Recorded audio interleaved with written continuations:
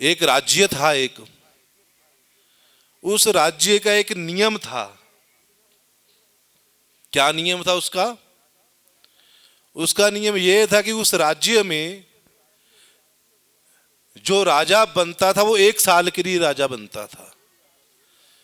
उस राज्य की कुछ ऐसे नियम थे कि 1 साल के लिए वो किसी व्यक्ति को राजा बनाएंगे और 1 साल के बाद उस राजा को उस राज्य से बाहर एक घनघोर अंधेरे जंगल में छोड़ आएंगे, जहां ना खाने की व्यवस्था, ना पीने की व्यवस्था, ना रहने की व्यवस्था।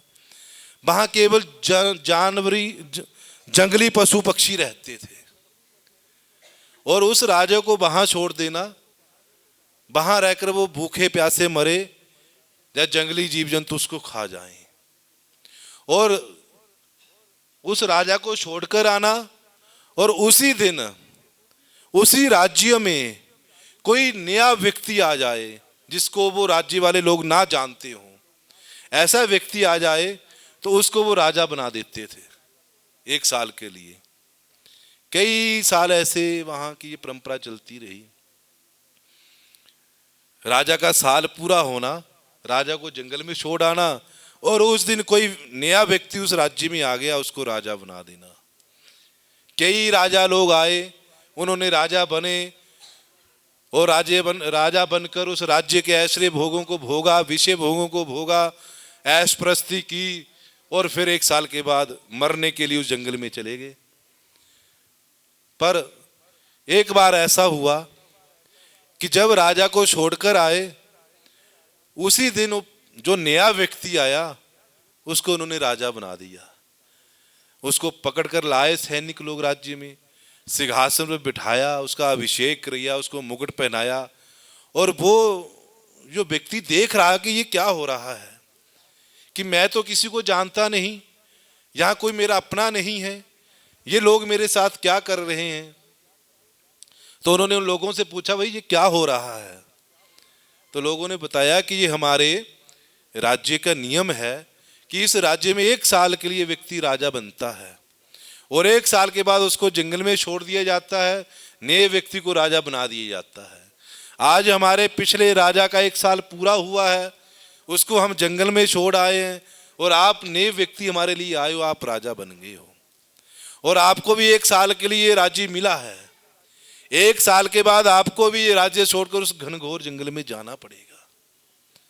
अब वो व्यक्ति खुश भी हुआ, प्रसन्न हुआ कि 1 साल के लिए मुझे राजा बना दिया गया, पर दुखी भी हुआ। दुखी इसलिए हुआ कि 1 साल के बाद मुझे उस घनघोर अंधेरे जंगल में जाना पड़ेगा, जहां लोग बिना जल के, बिना अन्न के मरते हैं, मरना पड़ेगा वहां जाकर। पर वो जो व्यक्ति था वो बुद्धिमान था, वो सत्संग करने वाला व्यक्ति था, उसके पास विवेक था। जब हम सत्संग करते हैं तो विवेक हमारा जागृत होता है। उससे पहले जितने भी राजा आए, उन्होंने अपने 1 साल के लिए सोचा कि 1 साल है, 1 साल ऐश प्रस्ती कर लो, मौज कर लो, 1 साल के बाद मरना तो है ही है। जैसा हम लोग भी सोचते हैं ना कि कौन सा जीवन बार बार मिलेगा, मिला है खूब विषय भोग, भोग लो, अच्छा पहन लो, अच्छा खा लो, मरने के बाद न जाने कहां जाएंगे। ऐसा ही सोचते हैं ना हम सभी। पर उस राजा ने ये सोचा, दुखी हुआ, खुश भी हुआ, फिर उसने निर्णय किया सोच विचार कर। अगले दिन राज्य लगा, सिंहासन पर बैठा और सभी सैनिकों को आदेश दे दिया। अब राजा है, राजा का आदेश तो और कोई मानेगा। विवेक था, बुद्धिमान था, उसने अपनी बुद्धि से काम लिया, रात भर सोचा कि मेरे साथ ये हुआ है, कैसे हुआ, अब इसका क्या है, कैसे करें, आगे के लिए क्या करना चाहिए, सब सोच लिया उसने। सुबह सिंहासन लगा, राज्य बैठा और सैनिकों को आदेश दे दिया उसने दूसरे दिन सुबह ही। क्या आदेश दिया कि जिस जंगल में जहां मुझे आप छोड़कर आओगे वो जगह मैं देखना चाहता हूं। जहां आप मुझे छोड़ना चाहते हैं साल के बाद, आज मैंने वो जगह देखनी है कि कहां छोड़ कर आओगे।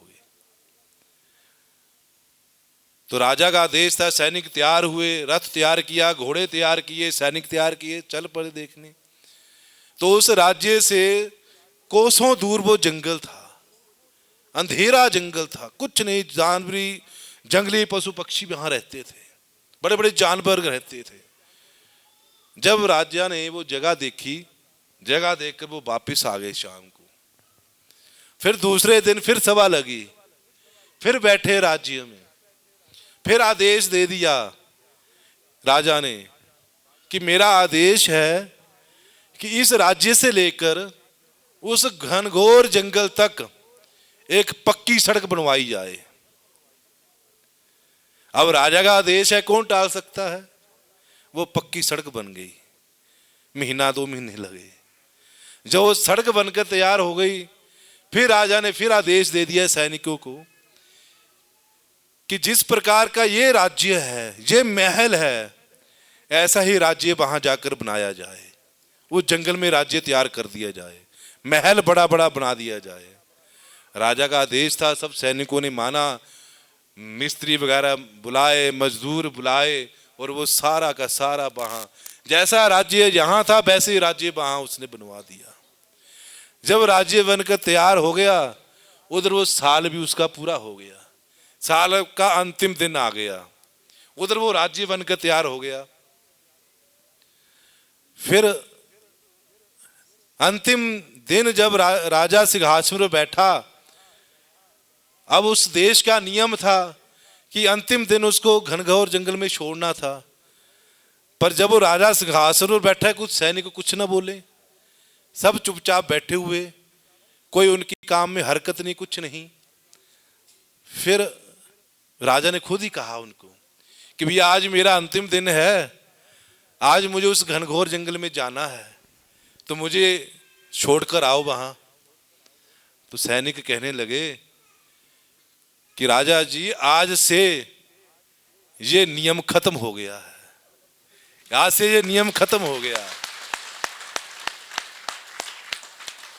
आज तक जितने भी राजा आए, उन सब राजाओं ने जब उनको राजा बनाया गया तो उन्होंने केवल अपने 1 साल के बारे में सोचा कि 1 साल हम राजा बन गए हैं, विषय भोग भोग लो, ऐश आराम कर लो, मरना तो है ये साल बाद, तो मर जाएंगे वहां जाकर।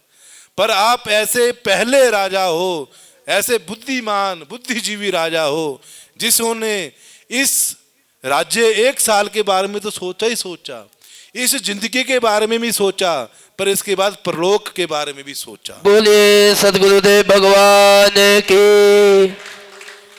तो हम वह सब राजा हम हैं, वो हम सभी राजा हैं। हमें परमात्मा ने इस राज्य में भेजा हुआ, इस संसार सागर में भेजा हुआ है कि वहां जाकर या तो विषय भोग लो, ऐश आराम कर लो, और बाद में नरक आपके लिए तैयार है। 28 प्रकार के नरक बताए गए हैं। ये श्रीमद् भागवत पुराण यहाँ रखा हुआ है, इसमें 28 प्रकार के नरकों का वर्णन किया गया है।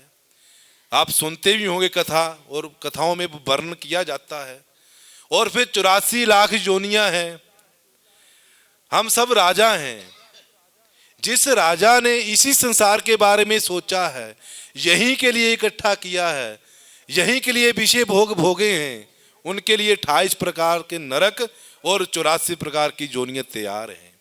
परंतु जिस राजा ने यहाँ के विषय भोगों को भी भोगा है, ऐश्वर्याम भी किया है, और उसके साथ साथ परमात्मा का भजन भी किया है, कीर्तन भी किया है, सत्संग भी किया है, उसने इस संसार से लेकर उस परलोक तक एक पक्की सड़क बना ली है, अपने लिए मार्ग तैयार कर लिया है।